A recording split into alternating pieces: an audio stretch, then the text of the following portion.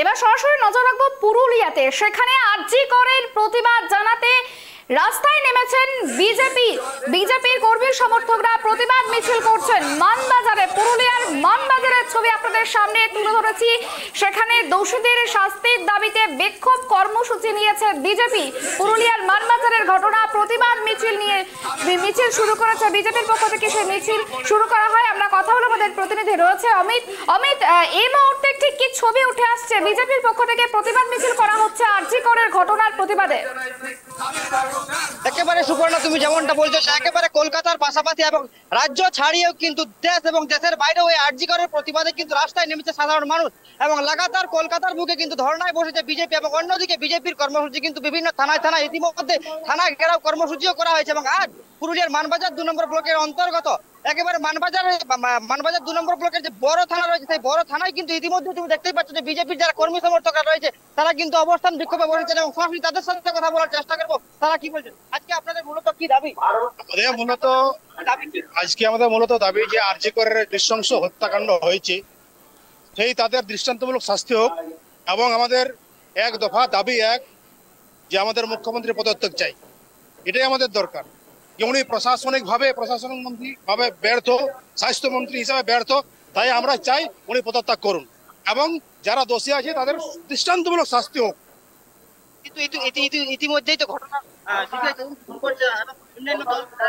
অভিযোগ করছে যে সিবিআই এখনো পর্যন্ত কিছু করতে পারেনি। দেখুন, এখানে রাজ্য সরকারি ভাবে এখানে তথ্য লোপাট করার চেষ্টা চলছে, যার ফলে সিবিআইয়ের হাতে এই দায়িত্বটা এটা অনেক লেট হয়ে গেছে। আরো আগে যদি তাড়াতাড়ি সিবিআইকে দেওয়া হতো হয়তো আরো তাড়াতাড়ি দোষীদের তার ব্যবস্থাপনা করা হতো। এবং রাজ্য সরকার যেভাবে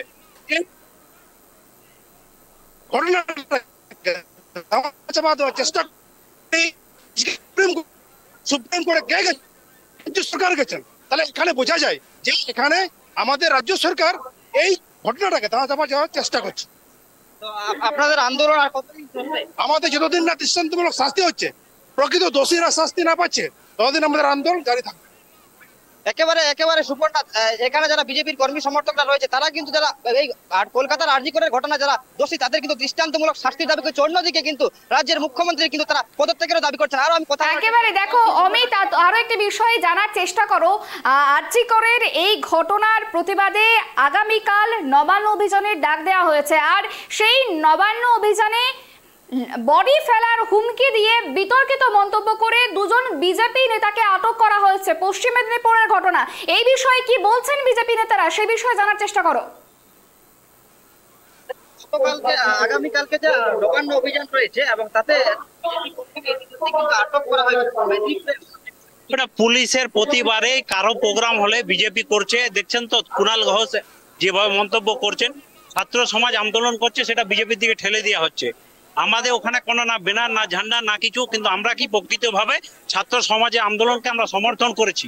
কারণ হচ্ছে যে তারা যে ইস্যুতে লড়ছে আমরা একই ইস্যুতে লড়ছি, ইস্যু কিন্তু আলাদা নয়।